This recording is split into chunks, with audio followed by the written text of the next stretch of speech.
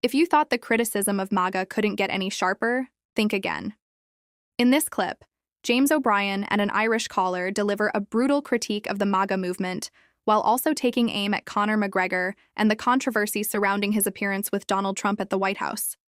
The conversation is blunt, direct, and raises some serious questions. Before we dive into the full story, comment where you're watching from, and don't forget to like and subscribe so you don't miss the next one.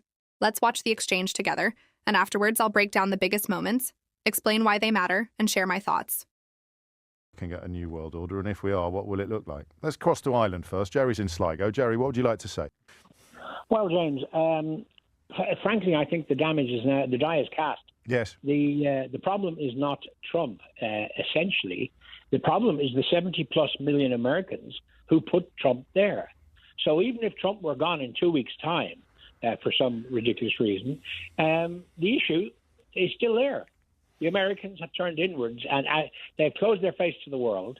The ludicrous nonsense about the EU having been formed to upset America, for God's sake. Yes. Anyway, never mind any of that. The facts of the matter are there is going to be a redrawing of a new world order, because there has been, and it's been forced upon us by 70-plus million Americans. I mean, I wonder whether we underestimate the unique nature of Trump's diabolical genius. You know, I watched J.D. Vance lying and talking gibberish, and I don't worry. I think, yeah, all right, he might bring some people with him, but you can tell that he's a balloon, can't you? You can tell that Captain Eyeliner is not going to be able to whip up aircraft hangars full of people into murderous frenzies before setting them loose upon the seat of his own country's government. Trump is possessed, whether we like it or not, of something quite different, and therefore, sine Trump, perhaps the recalibration begins to reverse.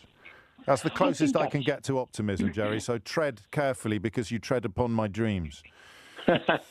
I think you're spot on. He has a unique sort of charisma. Well, I personally wouldn't see it, but sure. He does resonate with certain people. I'm sorry to say, and again, I don't wish to be disparaging of the entire American nation. But, I mean, just as well, Jerry, just as well. 70-plus million of them haven't had the wit. But what if they voted for cheaper eggs? They voted because they think Michelle Obama is a man. They voted because do you know what I mean? The effort put in. What does that tell you, James? I don't know. What does that tell you? I don't know. It tells you that you're dealing with people who, for God's sake, they haven't the wit to find their way through what's going on in their own country. But hasn't that always been true when dictators arrive in power through democracy? And I don't think it's unique to the United States. It's a human condition, not an American condition. Oh, I agree with that, but you would never have expected it to land in America, with their approach to things. You might have Conor McGregor. You might have Conor McGregor running for office over there soon. Perish the thought. Well, and then what do we say, without wanting to malign the entire island of Ireland, but what if he managed to secure enough support to make his way into office, into power? James, I've got 40 quid here in my pocket. No, euros. Euro, please. 40 euros here in my pocket, which I'm prepared to have with you. McGregor will never see the light of day. I don't think I'm allowed to take that bet for broadcast regulatory reasons, but let's say metaphorically, I think your money's safe, and you know it. But a quick word, actually, while you're here.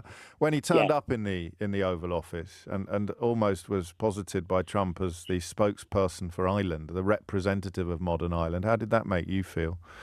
Well, I mean, to be honest, buffoonery. I mean, two buffoons sort of wrapping their arms around each other.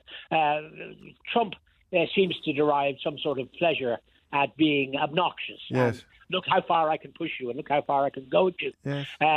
The other guy is just a complete cretin. I mean, for God's sake. It would be like trying to apply sensible commentary to watching two roosters in a hen house bashing each other. There's no sense in it. Jerry, thank you, and thank you for just avoiding the maligning of the entire population of the United States, or even the 70 million that were tempted to vote for Donald Trump. I have to say, I genuinely loved that exchange. But the caller also made me think about something important. One thing I don't want to do is spend all my time attacking people who voted for Donald Trump and are now experiencing buyer's remorse. Many of them were exposed to claims that they believed were true. And that's why I've said before that there should be much stronger accountability for politicians who knowingly mislead the public. Whether it's in the United States or here in the UK, voters deserve honesty from the people asking for their support. That said, there is a difference between people who have changed their minds and those who continue to defend everything, no matter what happens. That's the part I find difficult to understand. Many of these supporters aren't billionaires or political insiders. They're ordinary working people who expected their lives to improve. Yet even when the evidence points in another direction, some refuse to question the promises they were sold. That's what makes this political moment so remarkable. Then there's Conor McGregor. Hearing that Irish caller confidently say he believes McGregor has no realistic political future in Ireland speaks volumes. People outside Ireland may not fully understand how he's viewed there, especially after his recent appearance alongside Donald Trump. The picture presented abroad doesn't always match the reality many people see at home. McGregor has faced multiple serious allegations over the years, and it's no surprise that many Irish people reject the idea of him becoming a political figure. What I do appreciate is hearing ordinary people speak their minds without fear. Conversations like this show that criticism of Trump, MAGA, or figures associated with them isn't limited to one country. There are people across Europe and beyond paying close attention to what's happening. As always, I'd love to hear what you think. Did you agree with the caller's comments about MAGA, Donald Trump, and Conor McGregor? Let me know in the comments below. If you enjoyed the video, don't forget to leave a like, subscribe if you're new, and join the community for more political commentary. Thanks for watching, and I'll see you in the next one.